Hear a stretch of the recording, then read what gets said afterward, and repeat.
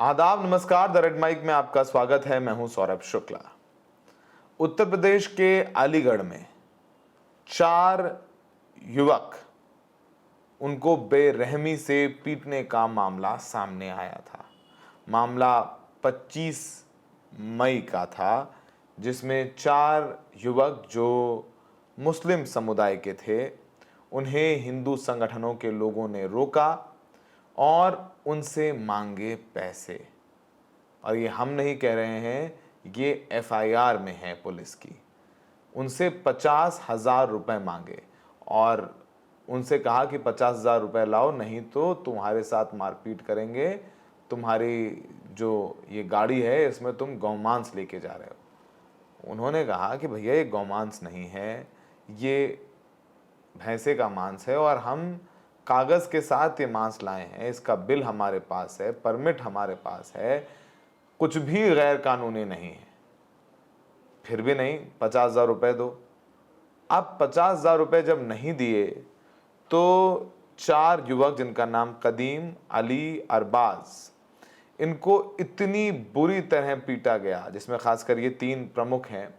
इनको इतनी बुरी तरह पीटा गया कि उनकी लहूलुहान तस्वीरें हम आपको दिखा नहीं सकते।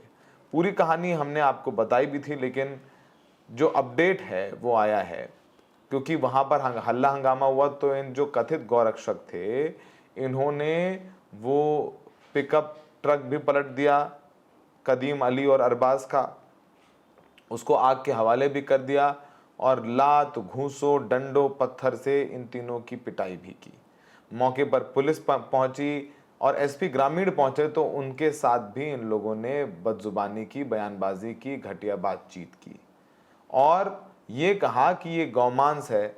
और पुलिस भी उस समय दबाव में आ गई और पुलिस ने दफनाने दिया। इन्होंने कहा कि नहीं, हम ये गौमांस दफनाएंगे, क्योंकि इनको पता था, हिंदू संगठन के लोगों को, कि अगर ये नहीं दफनाएंगे, क्योंकि पुलिस जांच के लिए भेजेगी मांस का सैंपल और मांस गाय का है नहीं तो फंस जाएंगे। तो इन्होंने, चूंकि भीड़ थी, तो पुलिस को पर दबाव बना करके वहीं दफनवा दिया। लेकिन पुलिस ने भी अच्छा काम करते हुए सैंपल निकलवा करके भेजा फॉरेंसिक जांच में, और फॉरेंसिक जांच की रिपोर्ट आई तो पता चला कि ये गौमांस था ही नहीं। तो कैसे उत्तर प्रदेश में एक वसूली रैकेट चल रहा है गौरक्षा के नाम पर? इस मामले में पुलिस ने एफआईआर दर्ज की है और एफआईआर दर्ज करने के बाद 4 हिंदू संगठन के लोगों को गिरफ्तार किया गया है, जिसमें 3 नामजद हैं, जिसमें एक का नाम विष्णु विजय गुप्ता है, एक का नाम विजय बजरंगी और एक का नाम लवकुश है। और जो एफआईआर है वो गंभीर धारा में की गई है।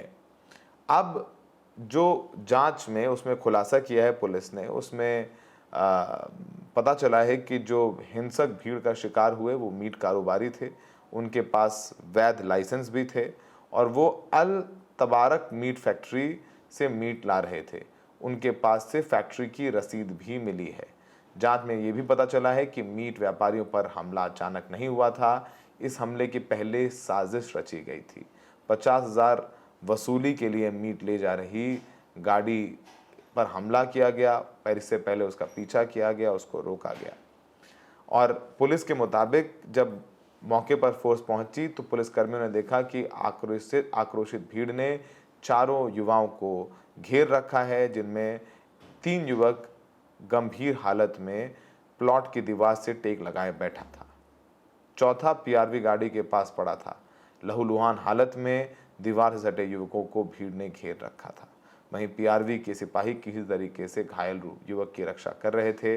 इसमें 13 को नामजद किया गया है, 20-25 अज्ञात हैं। तीन नामजद आरोपियों को गिरफ्तार किया गया था, एक नामजद आरोपी फरार है।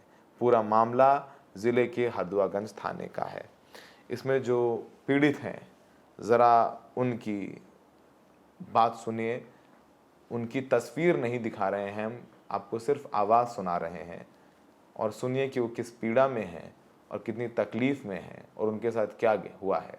उनकी आप बीती उन्हीं के द्वारा सुनिए। तुम्हारा मेरा नाम मोहम्मद राजा। राजा कहाँ के रहने वाले हो? डेलीगेट छंगड़ वाली मस्जिद। अच्छा, ये कैसे घायल हुआ, क्या हुआ तुम्हारे? घायल जो हुआ था, मैं अपनी दुकान से आ रहा था, दुकान पे से आने के बाद कासिम खड़ा था, उसका लड़का काला खड़ा था वहाँ पे, एक मुबारक खड़ा था वहाँ पे। तीनों ने हमला कर दिया मुझे, मतलब जान बचा के भागा मैं अपने घर तक, खाली गाड़ी स्टैंड पे लगाई, तीनों मुझे दबोच लिया।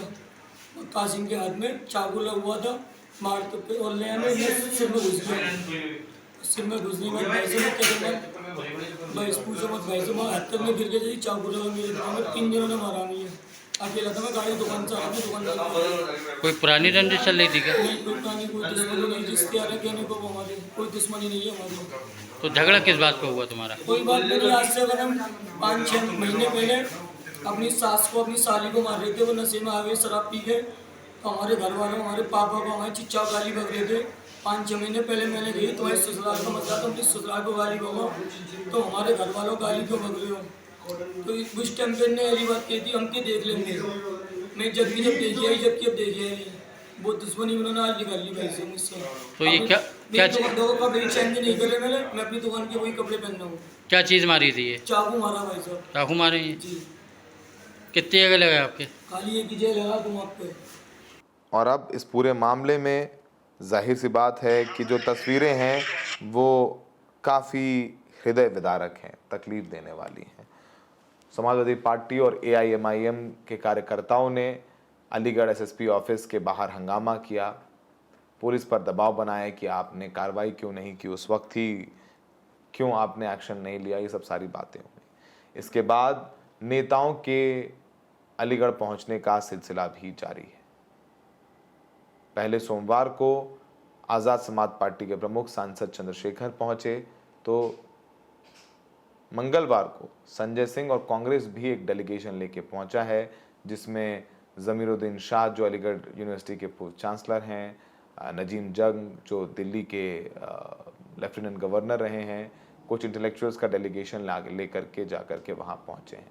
और अच्छी बात है कि राजनीतिक तौर पर इस मामले में दबाव बनाया जा रहा है, क्योंकि शायद यही दबाव है कि पुलिस भी ताबड़तोड़ कार्रवाई करने पर मजबूर है। और अगर सोचिए कि जो पुलिस ने जो बताया है उसके मुताबिक अगर पुलिस को 10 मिनट भी देरी हो जाती तो इन तीनों की जान नहीं बचती। वो इनको मार देना चाहते थे, क्योंकि वो इन जो कथित गौरक्षा के नाम पर हिंदू संगठन ये वसूली गैंग चला रहे हैं, उनको पता था कि अगर ये बच जाएंगे तो गवाही देंगे कि 50,000 की वसूली की गई थी। तो वो शक भी अपने दिल में नहीं रखना चाहते थे, इसीलिए उन्होंने कहा कि इसकी तो हत्या कर दो। उपद्रवियों ने पुलिस के साथ भी धक्का मुक्की की और बात यही कही जा रही है कि ये जो पूरी योजना है वो 15 दिन से बनाई जा रही थी और क्षेत्रीय पुलिस को ये भी पता था, ये कहा जा रहा है कि गौवंश जो है ये गौरक्षा का दल है, ये वसूली रैकेट चलाता है और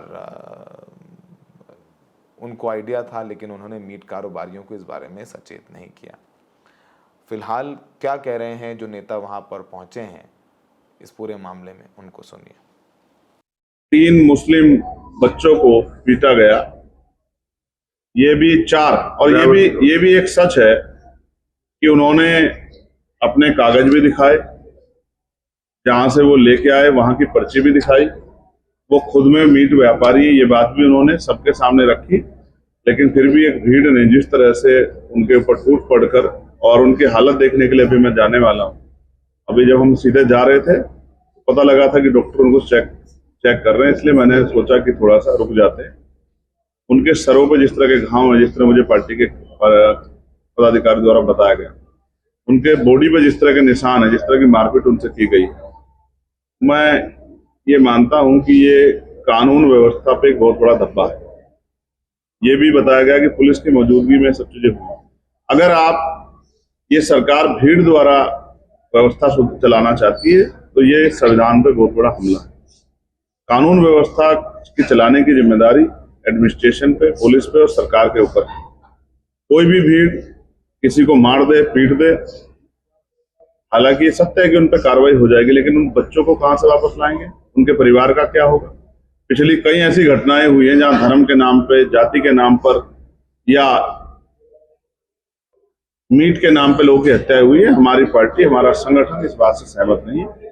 मैं उस घटना का पुरजोर विरोध करता हूं और उन परिवार के साथियों से जाकर मिलूंगा, उनके इलाज की जानकारी लूंगा और क्या कार्रवाई प्रशासन उसमें कर रहा है, पुलिस करे, इसकी भी जानकारी लूंगा। और जो आरोपी हैं उन पर सख्त से सख्त कार्रवाई की जाए, इसके लिए भी जो है पुलिस प्रशासन से और सरकार से मांग करूंगा, क्योंकि आज उनके साथ है, कल किसी और के साथ होगा।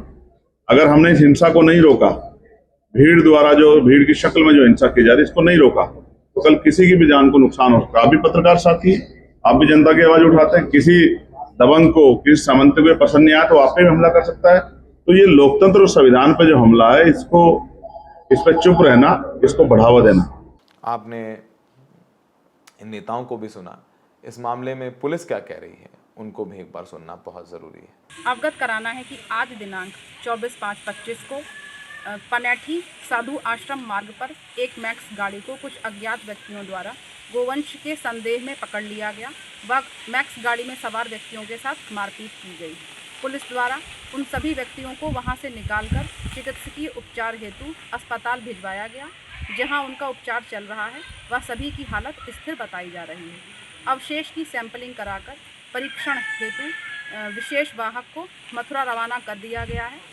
प्राप्त तहरीर के आधार पर समीचीन धाराओं में थाना हरदुआगंज पर अभियोग पंजीकृत किया जा रहा है। दोषी व्यक्तियों की लगातार पहचान की जा रही है।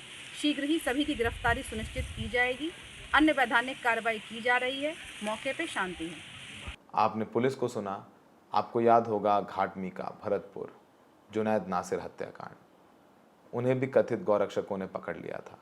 मारते मारते थाने ले गए थे और थाने में पुलिस ने देखा कि आज मरे, पुलिस ने कहा ले जाओ। तो उन्होंने उन दोनों को गाड़ी में बैठाया, उनकी ही गाड़ी में, और जा कर के भिवानी में जिंदा जला दिया। ये पहला वाकया नहीं है। इससे पहले हापुड़ में कासिम की लिंचिंग की हत्या गौकशी के शक में, उसके बाद अलवर में पहलू खान। ये सब तमाम वो उदाहरण हैं जो बताते हैं कि कैसे गौरक्षकों के हौसले बुलंद हैं। पिछले साल हरियाणा में 2 लोगों की हत्या कर दी गई जो पश्चिम बंगाल से थे कि वो गौमांस लाए। बाद में फॉरेंसिक में वहाँ भी गौमांस नहीं निकला। उनकी बुरी तरीके से हत्या कर दी गई थी। भगवान का शुक्र है, पुलिस का भी शुक्र है कि उन्होंने इनकी जान बचा ली। लेकिन सोचिए कितना मुश्किल है कि लोग पैसे नहीं देंगे तो आपको गौरक्षा और गौकशी के शक में गाय माता की जय बोलकर हत्या कर देंगे, आपको पीटेंगे और फिर बाद में पुलिस पर राजनीतिक दबाव भी बनवाएंगे, पुलिस से अकड़ेंगे भी, पुलिस से बदतमीजी भी करेंगे। अगर इन पर सख्त कार्रवाई नहीं की गई तो शायद इनके हौसले ऐसे ही बुलंद रहेंगे और ये ऐसे ही निर्दोष मासूम लोगों के साथ वसूली, मारपीट और उनकी हत्या की कोशिश करते रहेंगे।